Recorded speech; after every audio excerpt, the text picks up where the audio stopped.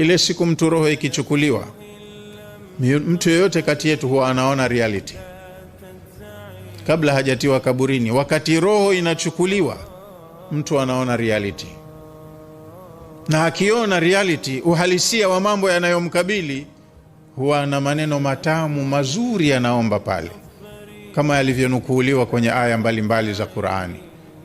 Wengine husema rabbi irji'uni hata idha jaa ahadahumul mautu, anafanya uzembe, anaishi vibaya, anaishi kwa makosa, mpaka mmoja wao yakimfika mauti, pale mauti yamemfika, qala rabbi irji'uni, huwa anasema maneno mazuri, anamjua Mola wake wakati ule, usema Mola wangu nirejeshe, niongezee dakika kidogo, la'alli a'malu salihan fima taraktu, muda huu utakaoniongeza baada ya kunirejesha niachie kidogo, ili nikafanye mema yale ambayo niliyaacha.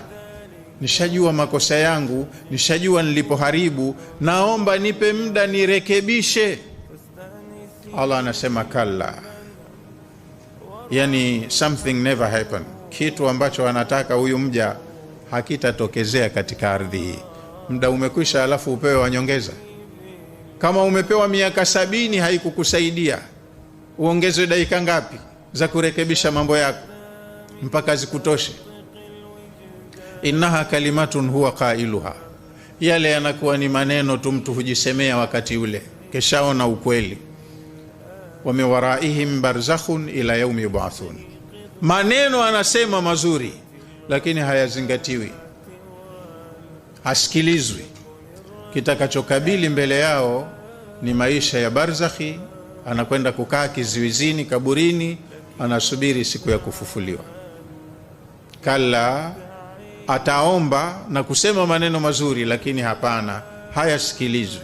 Innaha kalimatun huwa qailuha, yale yanabaki ni maneno tu mwenyewe mazuri huwa anayasema, hayana faida tena na yeye. Kapewa muda wa kutosha, hakunufaika nao, anakuja kudai muda wa nyongeza. Haupo, hautotolewa. Wa min waraihim, kitakachowakabili mbele yao hapo, barzakhun, ni maisha ya barzakhi kaburini, ila yaumi yub'athun, mpaka siku watakapoja kufufuliwa kwenye huo uhai wa milele. Huko ndo anaenda kupewa mtu matokeo yake. Miaka yako 50 ulioishi duniani umeitumia hivi, hamna kheri yoyote uliofanya malipo yako mabaya, kwa hiyo utaenda kutumikia adhabu. Mwingine ataambiwa miaka yako 30 ulioishi umeitumia kwa faida, hongera sana, umefanya vizuri, wewe ni katika watu wa peponi, anaenda zake kwema.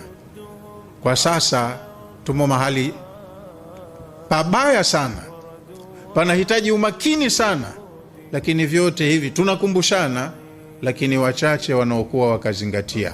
Allah atujalie na sisi tuwe ni miongoni mwa hao wachache, maana watu wa kheri wanaopatia mara nyingi wanakuwa wachache, kama Allah anavyosema, wa qalilun min ibadi yashkur qalilan ma tadhakkarun qalilan ma tu'minun. Mara nyingi hutumia lugha walionyooka huwa ni wachache. Kwa hiyo Allah atujalie na sisi na vizazi vyetu tuwe ni miongoni mwa hao wachache. Ukilinganisha na world population, tuko mamilioni ya watu, lakini wengi hawana faida. Allah atujalie sisi tuwe ni katika hao wachache ambao wanajitambua. Tutumie dakika zetu za maisha haya mafupi ya dunia kwa ajili ya manufaa ya maisha yetu ya uhakika ya milele baada ya kufufuliwa. Wa ala hadha alqadri yaqifu. Wassalamu alaykum.